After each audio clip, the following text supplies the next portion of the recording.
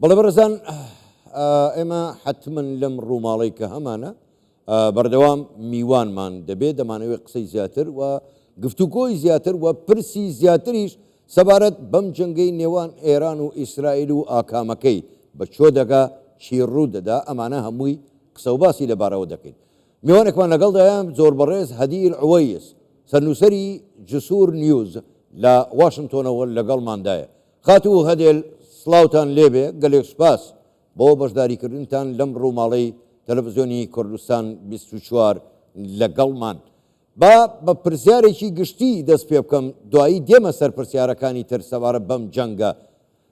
ئێرانیەکان دەڵێن ڕای دەگەێنن دەڵێن ئەگەر ئەمریکا بیەوێ ترامپ بە یەک تەلەفۆن دەتوانێت وا بکە ئیسرائیل ئیتر چیتر هێرش نەکات و جەنگەکە ڕابۆستێ. ئێوە قسەتان لەسەر ئەمە چییە؟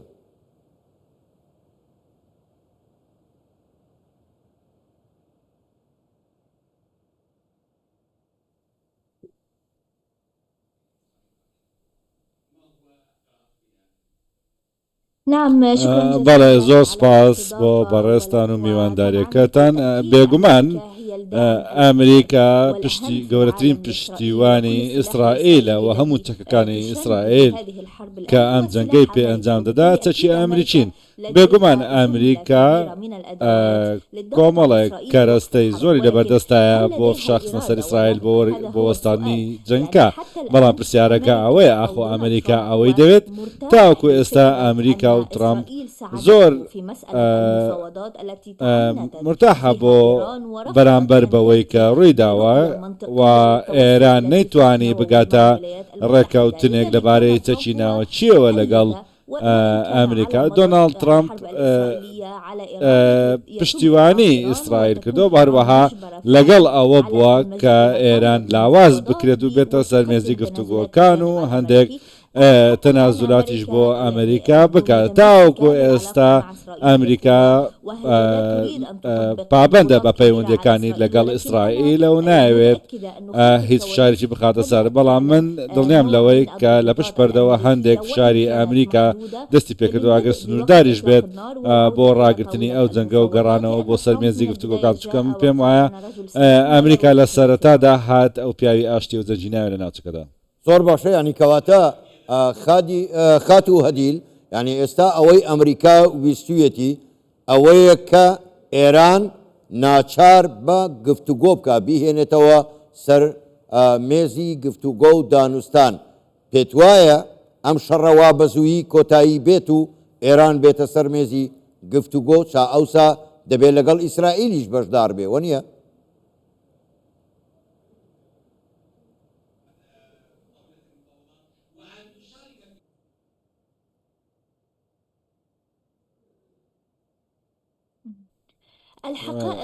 ڕاستە سەربازەکان لەسەر ئارز ئاوەیەک ڕەنگە نزیکمان بکاتەوە لە کۆتایی جەنگەکە و دروستبوونی گفتوگۆکردن و هەروەها وەرگرتنی چەکێکی باش لەلایەن ئیسرائیلەوە بۆ خۆ ئامادەکردن بووە و هەروەها ئەمەش وای کرد ڕاستە ئێران هەمووانی توش سەرسومان کرد کە بە تەواوەتی بەرپەرچی ئیسرائیلی دایەوە. وەڵا پێدەچێت دۆخی ئێران زۆر خراپێت. دۆناڵد ترامپیش وتی ئێران وەزعی خراپە و ئیسرائیل دۆخی باشترە و من پێم وایە دەستمان کردووە بەوەی وەکو عەرەبی دەڵێن پەنجەگوشین دەستی پێ کردووە. ئیسرائیل کاتی زۆرتری لە بەردەمدایە بەڵام ئێران بە پێچەوانەوە و ئێرانیش پێم وایە قبول ناکات ئیسرائیل ببێت بەلایەنێکی گفتوگۆکان ئەگەر تەنانەت ئیسرائیل ئامادەش نەبێت تێیدا. بۆیە بەڵێ باش، زۆر باشە. کەواتە خات و هەدیل یعنی تا چەند ئەم جەنگەی نێوان ئێران و ئیسرائیل تەنها پەیوەندی بە چەکی ناوەکیەوە هەیە یاخود بە ئەو گۆڕانەی کە باسی دەکەن لە ڕۆژهەڵاتی ناوەڕاست؟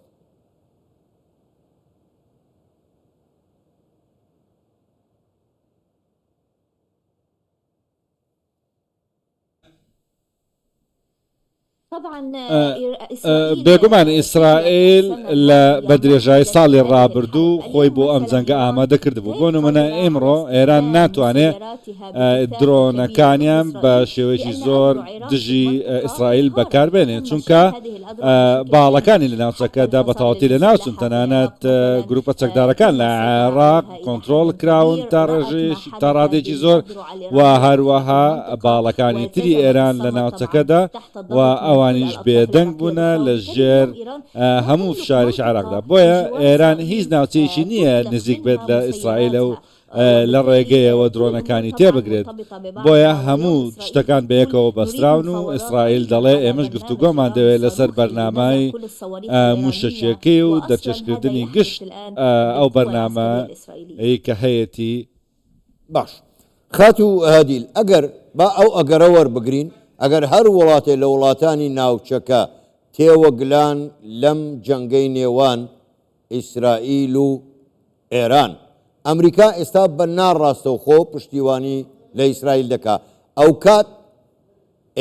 ئەمریکا بەڕاستەوخۆ دێتە ناو جەنگەکەوە؟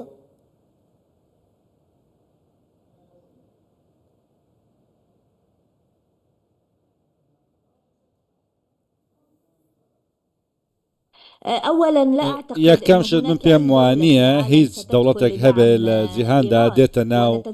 جەنگەکەوە بۆ پشتیوانیکردنی ئێران و هەروە هاوپەیمانەکانیشی تەنانەت دژی فشارەکانی ئەمریکاش یارمەتی نەداوە بەڵکو پێچەوانەوە چین ئەم هەڵەی قۆستبەوە نەوتی ئێرانی بەڕێخێکی هەرزان دەکڕێت و ئەو میلیشیانەی ئێرانیش موچەکەی دەدان نابینین هیچیان بجوڵێن بۆ یارمەتیدانی،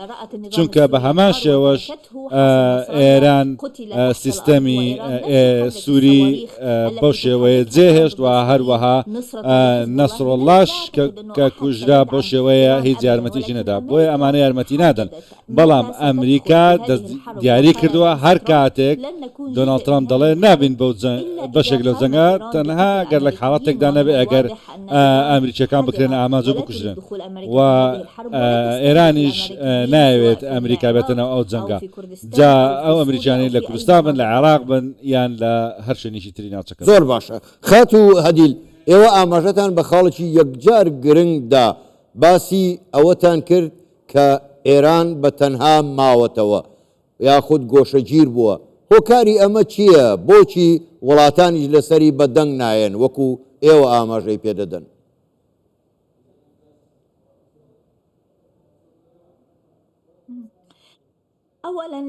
یەکەم ئەو وڵاتە هاوپەیمانەکانی عێراق ئێران بە توانای ئەمریکانین. بۆ نمونە رووسیا چۆن تێوەگراوە لە جەنگی ئۆکرانیا و تەنانەت دەتوانی بەشار ئەسەدیش ڕزگار بکات لەگەڵ جەنگی ئۆکرانیاشدا. بۆیە رووسیا ئەو توانایی نییە، کەس نامێنێتەوە تەنها میلیشیاکان نەبێ، هەروەها هەندێک دەوڵەتی عەرەبی کە لەگەڵ ئێراندا دەوەستن ئەویش لە ڕێگای دروشمەوە. بۆ نمونە جەزایر بێنە بەرچای خۆت، جەزایر دەتوانێت چی بکات بۆ ئێران و بۆیە کەس ناتوانێت پشتیوانی ئێران بکات لەم ڕۆدا. تەنانەت لە تۆڕە کۆمەڵایەتەکانیشدا دەبینی کە لوبنانیەکان کە هاوپەیمانی هەروەها لایەنگری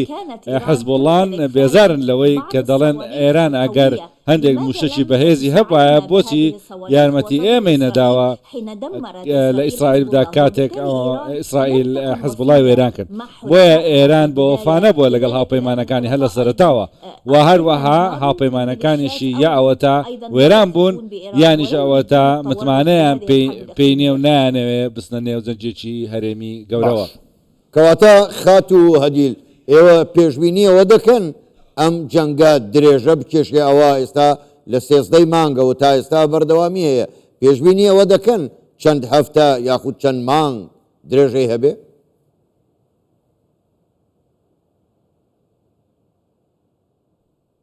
طبعا الكل بێگومان يحاول هەمووان أن هەوڵ يوجد دەدەن مخرج من هذه دەرچەیەک الحرب، بدۆزنەوە ولكن لەم مخرج جەنگەدا أيضا بەڵام يجبر إيران لە على هەمان تقديم کاتدا تنازلات دەرچە وا لە وعقود ئێران دەکات ضعيفة هەندێک من هذه تەنازلات الحرب. ئەنجام إذا كانت بدات و إيران بەلاوازی لا لی دەرچێت تمتلك كمية ئێران كبيرة من تاوەکو الصواريخ ئێستا وهي مستعدة ژمارەی في زۆر الاستمرار باستهداف موشەکی هەیە بۆ إسرائيل من بەردەوامبوون خلالها، لە فهذا يعني بامازگرتنی أن ئیسرائیل الحرب نعم و ئەمەش بالتأكيد بڵێ إسرائيل ئەم جەنگە لديها من درێژە السلاح دەچێشێ ومن القدرات و للاستمرار لمدة ئیسرائیلیش طويلة في توانایکی هذه زۆری الحرب، هەیە بۆ ولكن بەردەوام بوون بۆ ماوەیەکی ربما زۆر أغلب الترجيحات العسكرية اليوم ڕەنگە تصفه هەندێک الأمريكية لە تقول أن إيران غير بۆچوونەکان لە قادرة ڕۆژنامە على ئەمریکیەکان الاستمرار دەڵێن لوقت ئێران طويل في ناتوانێت هذه الحرب، بەردەوام بێ بۆ ولكن ماوەیەکی إيران زۆر في بەڵام موقف صعب ئێران لە بكل دۆخێکی زۆر الاتجاهات. يعني ئاستەمدا لە إذا هەموو لایەکەوە توقفت الحرب ئەگەر جەنگ وقدمت بوەستێت و تنازلات هەندێک في المفاوضات سازش مع بکات لە أمريكا، گفتوگۆکانیدا هذه لەگەڵ تكون ضربة كبيرة ئەمریکادا لنظام الجمهورية ئەمە دەبێتە الإسلامية هۆی الإيراني، زەبرێکی گەورە لأنه ربط بە البرنامج النووي سیستەمی حکومڕانی بالفخار ئێران و الإيراني ئەویش ئەو وبالفخر والقومية الإيرانية، بەرنامە واليوم ئەتۆمیکە يقدم جێ على شانازی طاولة ئێران و المفاوضات شيء غالي جدا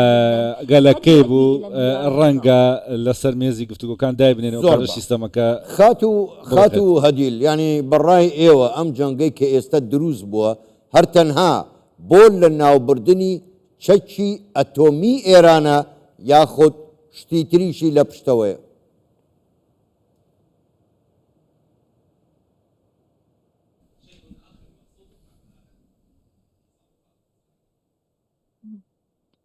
الهدف المعلن ئامانجەکە ڕاگەیەنراوە لەبارەی ئەم جەنگەوە هەروەک ئیسرائیل دێڵێ ئەویش لاوازکردنی ئێران و ناچارکردنی بۆ گەڕانەوە بۆ سەر مێزی گفتوگۆ و سازشکردن و هەروەها داماڵینی لە توانە ناوچەکانی و هەیوەها شرۆڤە سەربازیەکان دەڵێن ئیسرائیل ناتوانێت بەرنامەی ئەتۆمی ئێرانی بە تەواوی پەک بخات بەو لێدانانە بەڵکو پێویستی بە کاری زیاترە بەڵام ئاخۆ چی ڕوودەدات بە و لێدانە بەهێزانە ئەگەر هات و پەرسەندنەکان زیاتر بێت دەکرێت ئەمە ببێتە هۆی داڕوخانی سیستەمی حکومڕانی ئێران و ئەمەش هیواشی ناتەنیا هۆیە و دۆناڵد ترامپیش دەڵێ گڵۆپی سووری بۆ هەڵ نەکردووە و ئەمریکاش گرنگی بە ڕوخانی ڕژێمی ئێران نادات وەڵام ئێمە هیچ شتێک بە دوور ناگرین ئەوەشمان لە بیر بێت کە لە سووریا ڕوویدا کاتێک ئۆپۆزیسیۆنی سووریا چووە ناو حەلەب سەقفی پێشبینیەکان ئەوە بوو کە بستنە نێو شاری حەلەبی سووریاوە کە گرنگ بوو بەڵام بینیمان دوای چەند ڕۆژێک حکومی ئەسەد ڕووخا و هەروەها بە دووری نازانین کە هەمان شت لە ئێران ڕوودات. کەواتە خات و هەدیل ینی پێشببینی ئێوە چییە لە کۆتایی ئەم جەنگە چ جۆرە گۆڕانکاریەک لە ڕۆژهەڵاتی ناوەڕاست ڕوودەدات؟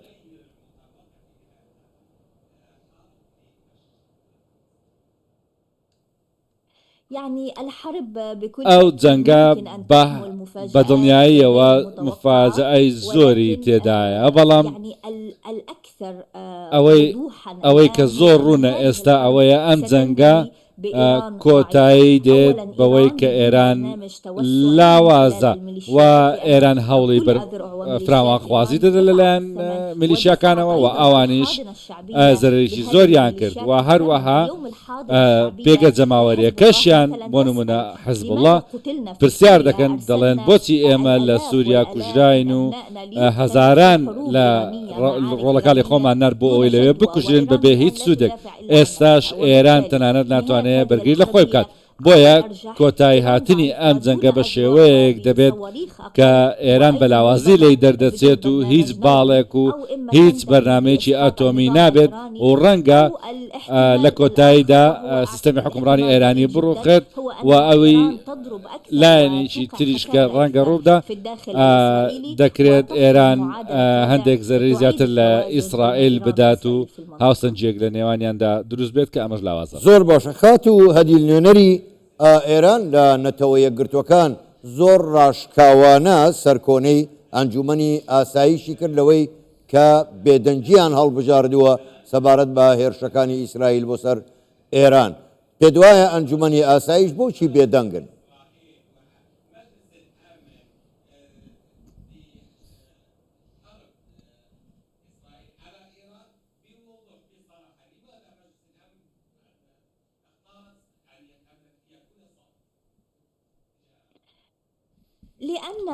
لەبەر ئەوەی ئەنجومەنی ئاسایش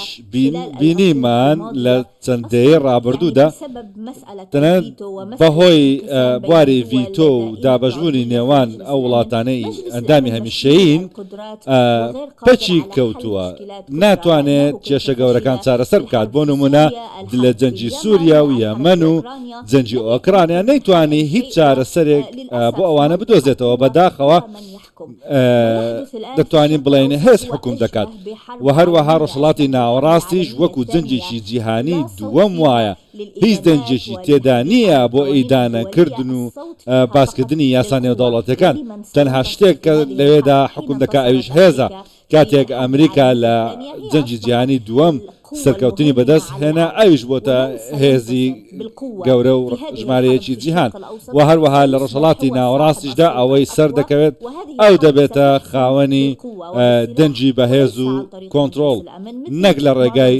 ئەنجومەنی ئاساییشەوە بەڵکو لە ڕێگای جەنگەوە دەبێت جا لە ناوچەکە بێت یان لە دەرەوەی ئەو ناوچەیە کەواتە خاتب و هەدیل ئێوە ئاماژەتان بەوەدا ینی دوجار ئەوە ئەمریکایە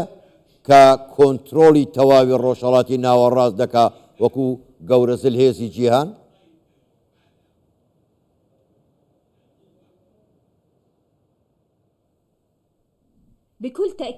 زۆر بە دڵنیاییەوە بینیمان کە ئەمریکا تاوەکو ئێستا گرنگترین هێزە لە ناوچەکەدا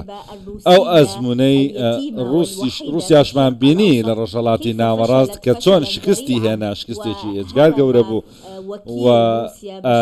بەشار ئەسەدیش کە نەریان بوو لە ناوچەکە هاڵات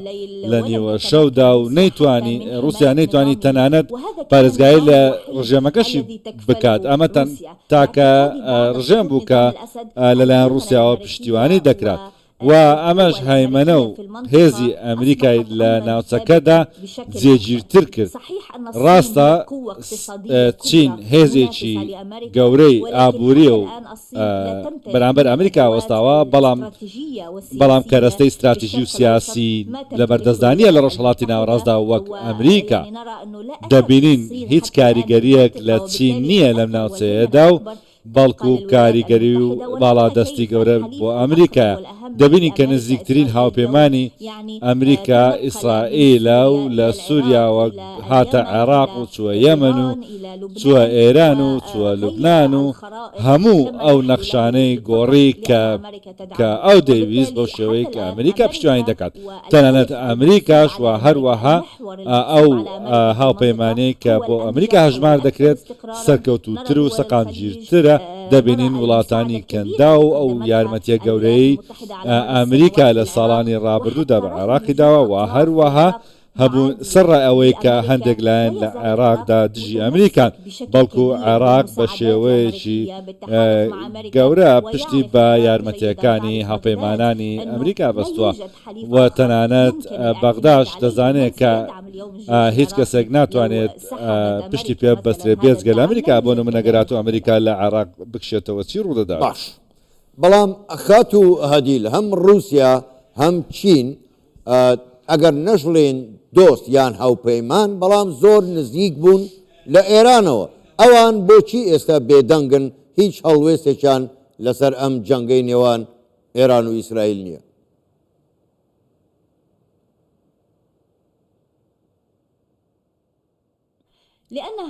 لەبەر ئەوەی ئەم جەنگە تێچوویەکی زۆری هەیە جەنگێکی گەورەیە رووسیا بینیمان لەگەڵ سوپایەکی بچووکی وەک سوپای ئۆکرانیا لەم جەنگەدا چەندین ساڵی پێچووە و نەیتوانیوە لی بێتە دەرەوە چین ناتوانێت خۆی لە کۆمەڵێک بەرپرسیارەتی استراتیژی و کێشمەکێشی گەورە لە دەرەوەی ناوچەکەی خۆیدا تێ هەڵبقورتێنێت بۆیە استراتیژەتی ئەمریکا گەورەتە سەرڕای ئەوەی چین و رووسیا لە بەرژەوەندیانە کە ئێران نەبێتە دەوڵەتێکی ئەتۆمی و ئەوانیش بەو شێوەیە دڵخۆشن و هەروەها فشاری قسەتە سەر ئێرانیش بۆ واسهێنان لە بەرنامەتۆنەکەی خات و هەدیل بابینەوە سەر ئەم جەنگە من دەمەوێت بزانم کاریگەریەکانی ئەم جەنگە لە نێوان ئیسرائیل و ئێران هەم لە ئێستادا هەم لە داهاتوو لە ڕووی کۆمەڵایەتی و ئابووری لەسەر گەلانی ناوچەکە چی دەبێت؟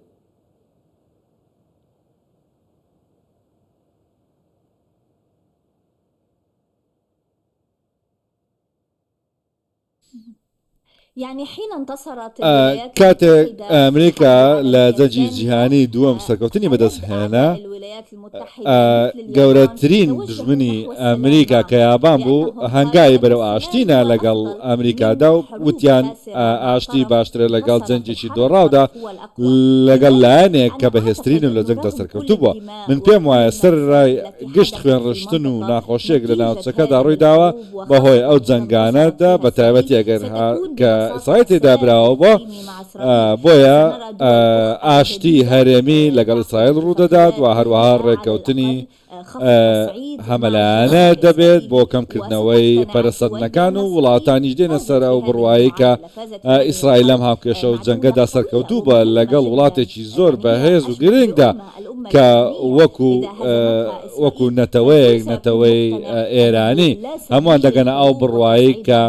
بە هیچ شێوەیەک جەنگ سوودی نابێت بەڵکو پێکەوە ژیان و ئاشتی لەگەڵ ئیسرائیلدا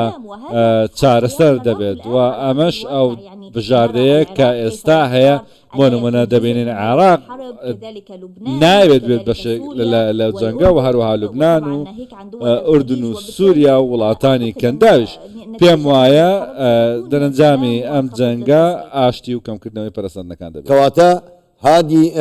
خاتی و هەدیل یعنی ئێوە پێتان وایە دوای ئەم جەنگە یاخود دوجار کەواتە ئەوەی کە پێ دەڵێن ئاشتی ئیبراهیمی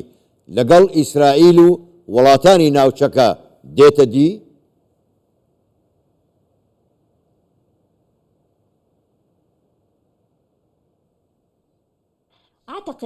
من پێم وایە بەڵێ ئەمە ڕوودەدات ئێمڕۆ ئەگەر بڕوانینە ئاشتی ئیبراهیمی ڕێککەوتنەکانی کەمکردنەوەی گرژیەکان لە نێوان مەسر و ئوردن و ئیسرائیل ئەمەش داهاتووی ناوچەکە دەبێت. پێم وایە دوای دەیان ساڵ لە جەنگ هەروەها چەشمەچێش ئەوەی کە پێی دەوترێت وڵاتانی عەرەبی و ئەوانەی کەمکردنەوەی پەرەسەندنەکانیان هەڵبژاردووە تەنانەت ئەوانەش کە ڕێککەوتنامەی ئیبراهیمی واژە نەکردەوە وەکو سعودیا ئەوانەی کە تاوەکو ئێستا توانیویانە برەو بە سەقامگێری بدەن و ئەوانە وەنمونە دوبەی و ڕیازیش بوونەتە ناوەندێکی وەرزش و ڕۆشنبیری و ئابووری لەسەر ئاستی جیهان. ئێستا خەڵک ماندوو بۆ لە جەنگ بە تایبەتی دانیشتوانی ئەو وڵاتانەی کە ئێران و کۆنتڕۆڵی کردبوون بۆ نمونە سووریا. ئێستا گەلی سووریا دەڵێن نایەنێ ببن بەو لایەنە بەڵکو ئەوان ئاشتیان دەوێت هەروەها لوبنان. بەمەش پێم وایە ئێمە ڕێککەوتنامەکانی ئاشتی بەرفراوانتر دەبێت دوای چەند ساڵێکیش بێت بەڵام دوای ئەوەی هەمووان دەبینین کە ئیسرائیل چی دەکات ئامادەکەن چونکە ئیسرائیل هەندێک بنکەی لە ناو خاچی ئێراندا داناوە درۆنی تێدا دروست کردو و تەقاندوێتی دژی بنکە سەربازەکانی ئێران ئەمە نمایشی هێزە بۆ ئەو وڵاتانە بۆ ئەوی بڵێن کە ئێمە جەنگمان ناوێت لەگەڵیدا. زۆر باشە زۆر بەڕێز هەدیل عوەیز سەرنووسەری جسوور نیوز لە واشنگتۆنەوە لەگەڵمان بووی گەلێک سوپاس بۆ بەشداریکردنتان لەگەڵمان کاتێکی خۆش بوویەوە.